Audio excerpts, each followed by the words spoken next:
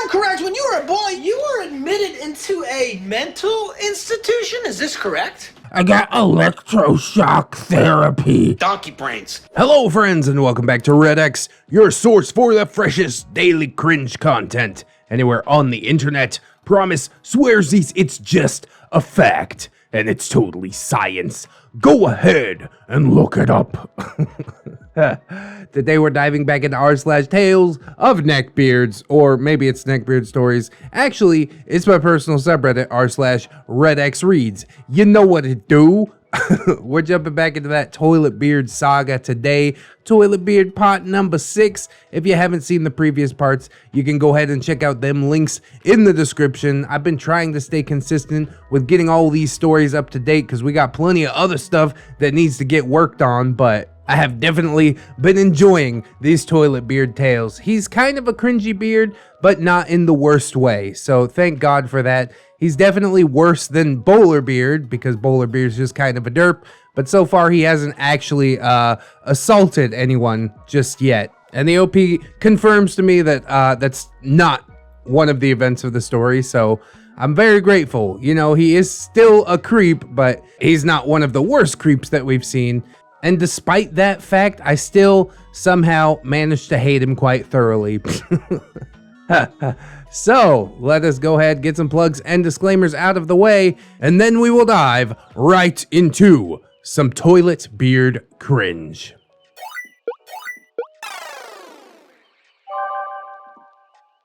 Toiletbeard 6. This is how you blew it. I think all the previous parts could have that title too. This is how he blew any chance of social interaction. But let's see. Sorry guys, it's been a busy month, and I kind of forgot after my sister asked me to delay this part. It's been sitting in my drafts for far too long, and I know I promised this story, so here it is. I hope it lives up to the expectations. Parts 1, 2, 3, and 4, and 5, all linked here for context. Or if you prefer, Mr. ReddX has been chug-a-lugging his way through the beardery on his channel. Vids 1 and 2 and 3, and I think there's a vid 4 now. But please, Mr. ReddX, it's so formal. Mr. ReddX is my father, I think. Oh, actually, no, my dad. That probably explains a lot about me. Anyways, this crap was a long time coming, and I wish that it had actually done, well, anything. Not safe for work warning for mentions of the deed. Oh, sewer slide or boning? We can talk about either one. We just need to broach the subject carefully. Conversation. As a brief prelude to this next critical part, I went with Ben to his parents' place to drop off some furniture. It was a pretty nice time, but really, I was dreading the talk that I would need to have with him. Lee, Jess, and I all agreed that because Ben had asked me to go with on the long drive, that it would be the perfect time to bring up our thoughts. And yeah, it sucked. But if anyone had the gall, I guess it was me. Ben's parents were pretty nice. I've met the mom only once before, and the family seems pretty chill, as far as I know.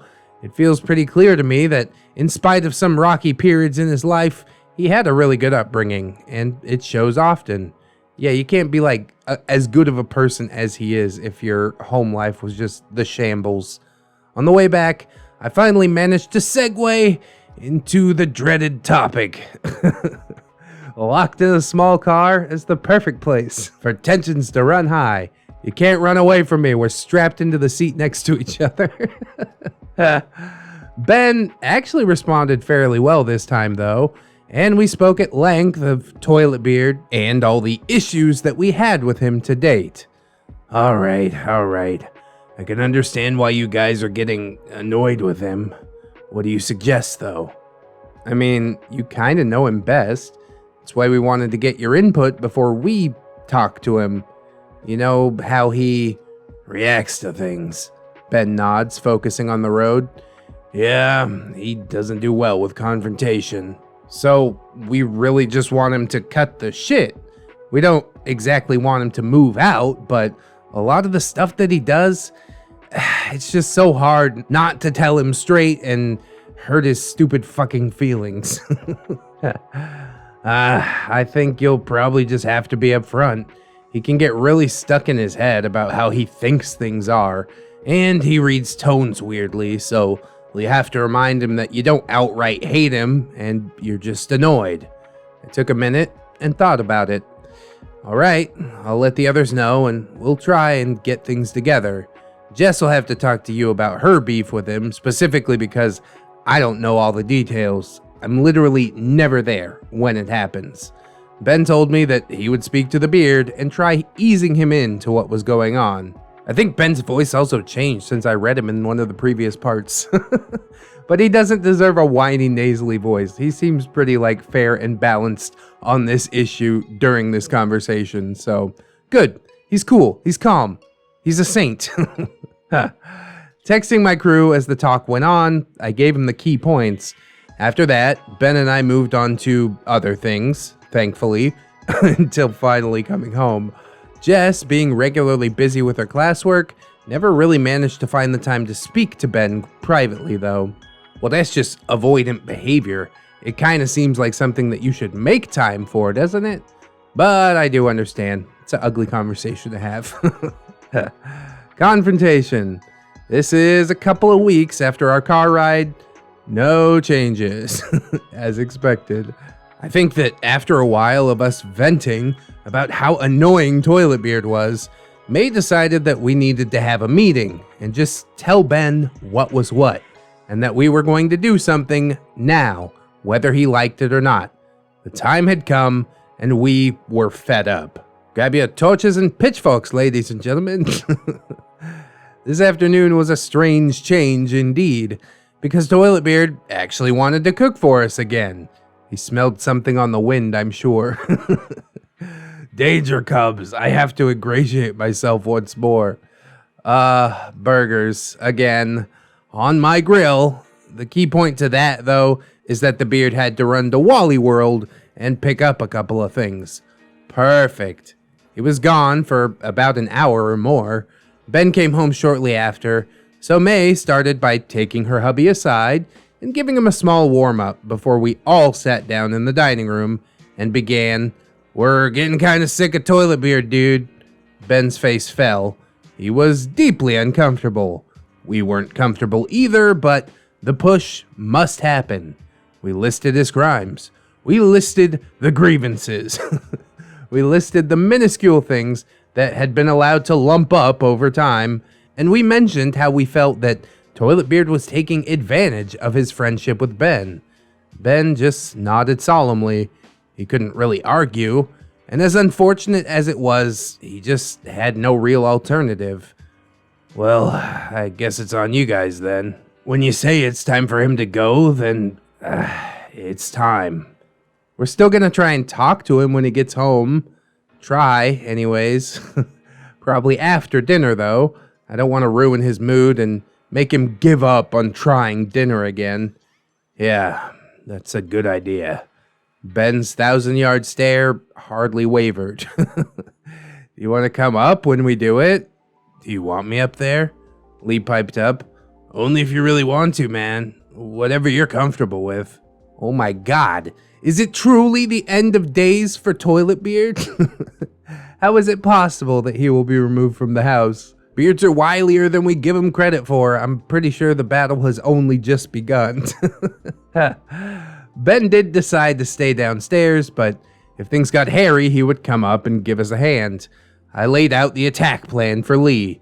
We would sit on the small couch on the far side of the loft, so that if the beardo got upset and charged down, we could minimize embarrassment and potential injury. Lee said that he would rather stand. A few hours passed. Dinner was edible. Mildly less crunchy this time. Hey, that's progress. My sister bailed to some urgent responsibility that she had to do. Don't remember. It left us one short, but we had to push on, right? No, was it really an urgent responsibility, or are we looking at more avoidant behavior? Either way, pull the trigger. It's gotta happen. Lee and I exchanged tentative looks and started to the loft. "Hey, Toilet, wanna come up here for a minute? We wanna talk about something." From the ass groove, he looked up. Uh-oh. What did I do now? Just come up. It's all right. Let me tell you about the rabbits. Put one behind his ear. The ivory-skinned slug thing made his way up those stairs. Exactly as planned, he sat on the larger couch upstairs in the middle of the two of us. With Lee leaning up against the wall next to the TV, he began. Look, man, I don't want you to feel like we're attacking you, all right? There's just, He fumbled for words for a minute, and louder, I butt in. There's shit you do that's really starting to bug us. So we need to talk about it so we can do something about it and turn this crap around. Okay. Like what? Well, for a start, sleeping on the goddamn couch. Oh. I just don't get it, dude. I'm practicing for when I'm homeless again. Well, you're not. You have a room. You pay rent. Or rather, Ben pays rent on your behalf. Mind you, I wasn't yelling at him. I just spoke very bluntly, very clearly in my more medium tone of annoyance. That's good. That's healthy. That's nice. That's what wifey and I do when we get upset. We've never yelled at each other. We just have a very specific voice. Are you serious? Lee flashes me a panicked look, and I cool it for a minute. It's fine if you pass out once in a while when you're gaming, but not every single fucking night. Remember this. Okay, fair. I understand that. You can see the tears begin welling in his beady baby beardy eyes. Or at least they went all puffy with the way that Toiletbeard kept rubbing his eyes really hard. He started covering his face though, and while it looked like he was crying, none of the other actual tells of crying were displayed. Crocodile tears, bruh. My emergency text to Ben asking if he should be turned loose went unanswered. Lee proceeded to detail our issues to him outright, the behavior exhibited toward Jess and our friends, his manipulation, and his tendency to take advantage of Ben and Lee's patience. Ultimately, we were just summing up the majority of these posts. Multiple times he attempted to excuse the behavior, saying things like, I don't really know any better. I'm just so useless. I want to kill myself already. I know I'm doing these things. You're completely right. and I should just die. some of that good old classic suicide baiting. Lay off me because otherwise I'm gonna end myself. And after a certain point, nobody's buying it anymore. But OP does meet him with compassion, it seems. Sighing, Lee and I both tell him that if he genuinely feels this way, he needs to get help. No, you think I haven't tried that? It won't work for me. The blubbering man-baby spouted. When I was a kid, my parents sent me to an asylum.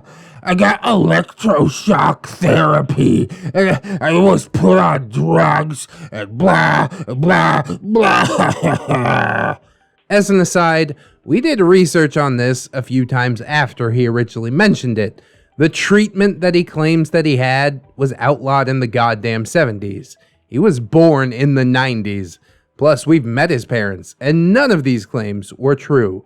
They dote on him constantly, but he despises them because they had a second kid and, Didn't need him anymore. yeah, I'd take a second shot too. Like, let's see if we can get it right this time. We fucked the first one up something bad. I laugh, but really only time will tell. My kids are only 9 and 3. Who knows how it's gonna go? Fingers crossed. I want to stress that we take mental health very seriously. Some of us have lost friends and have dealt with these things personally. Tons of people have. When Toiletbeard brings up these kind of comments, we give him plenty of options to work on getting help, and he refuses every single time and pulls an excuse for why he can't or won't do so. God, he's just so frustrating. I don't want to say that he's 100% faking it, but he is definitely whipping it out at this point for attention, so you guys will lay off of him. Definitely one of his strongest tools of deflection. So, after we talked and went over every possible thing, we told him for the sake of fairness that we weren't kicking him out. See? It worked, kinda. I know we've been quietly seething about it and shaming him here on Reddit, and also apparently on YouTube, courtesy of ReddX. But it wasn't fair to just do that yet. Without telling him how he can change, he has no chance to change, right? We told Toiletbeard that he needed to fix his various bad behaviors or find a new place to stay. True to his 9-year-old childlike behavior, he went downstairs, eyes red, clearly fake crying. His door slammed, and he was not seen for at least a couple of hours. Lee and I peeked over the banister at our elder millennial roomie in his chair. So, how did we do? Ben pursed his lips and shrugged. I mean, you got it done. I didn't hear anything that sounded wrong. Apologizing to Ben again about the roughness of the situation, we returned upstairs. We actually saw the beard again in his perch a bit later when we came down for food. How you holding up, Toiletbeard? Lee asked. Oh, pretty shitty, actually. Ah, sorry. Still wanna fucking kill myself. We ceased responding to him at that point and just left. I think that's the proper response. He's like clearly looking to be placated some more. It does seem a little cold, but how else is he going to be pushed to, take a chance on a little bit of self-reflection or something like that? It's an ugly situation all around. Less than 24 hours later, the behavior, of course, continued, and the ass groove in the couch was further cemented, accompanied by this monstrous snoring, as well as, this time, computer miraculously balanced on the edge of his lap, headphones on, and the mouse on the couch next to him. It's fine if you pass out once in a while when you're gaming. Bastard loopholed us. Lee will remember that. Clenched. This is just a tidbit, but a new addition to the cast is May's sister, dubbed Jan. Jan is slightly younger and slightly taller than May, and recently moved to our town for school.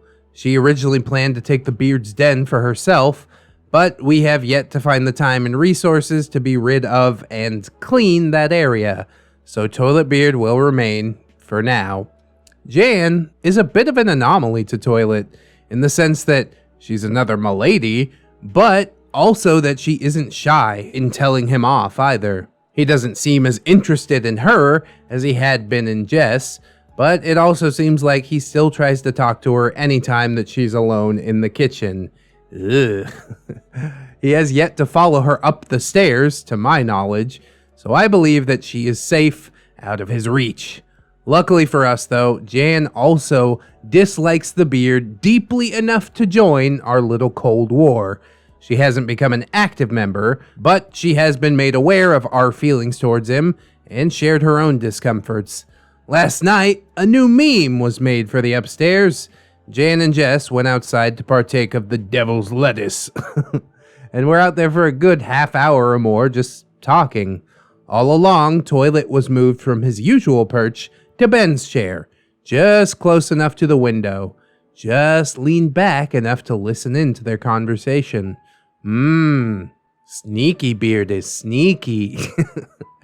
It seemed every time that he would think about getting up and joining them, he thought better of it and just remained in place, or at least until they came back in.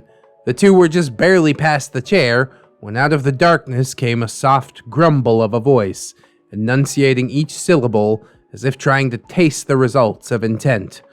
Girls, can I interest you in a sweet treat? No thank you. We have to go now. Lee and I were sitting around the living room when we heard them scramble up the stairs to safety. What did he say? Can I interest you in a sweet treat?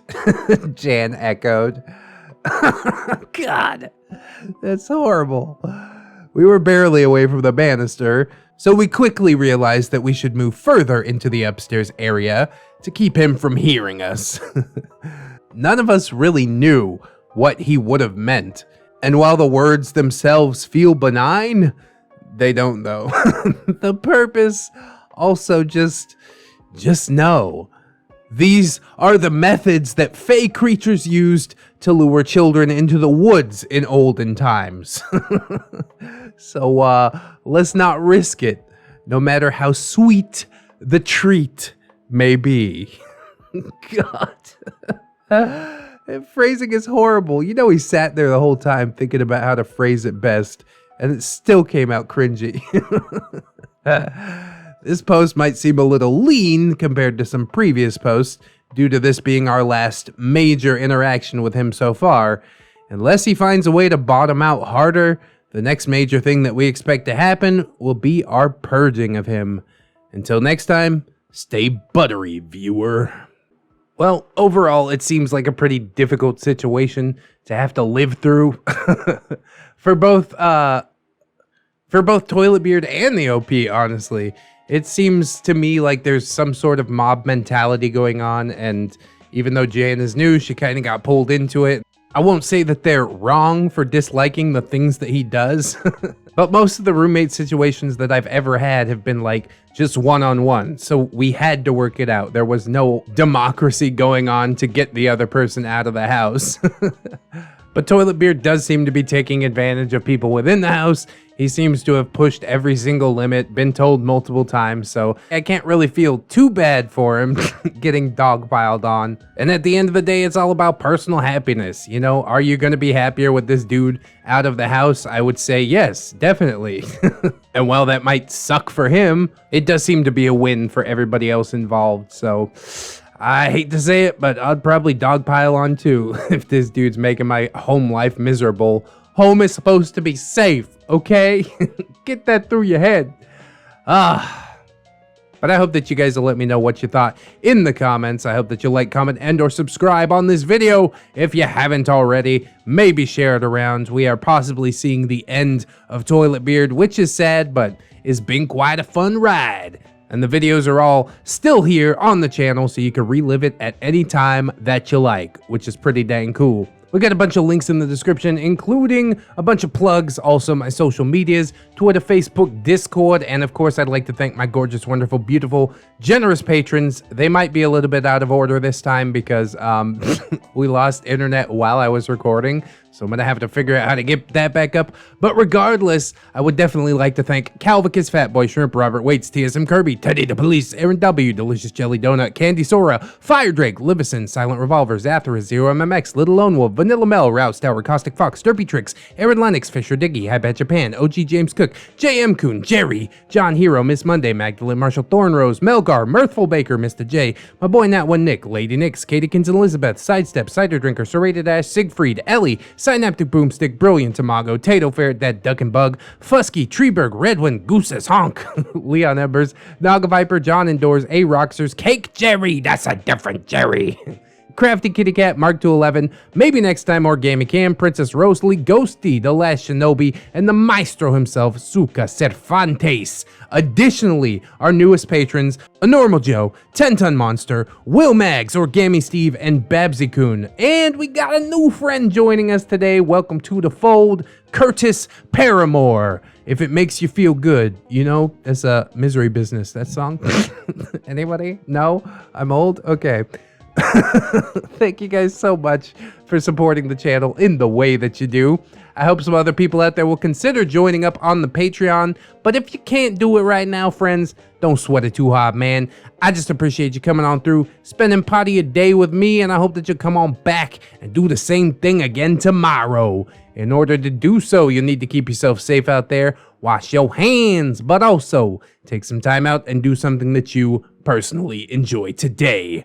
Maybe, watching some more ReddX videos, yeah! Always remember, friends, that you are loved, you are worthy, and you definitely deserve it. I will see you in the next one, and until then, bye-bye.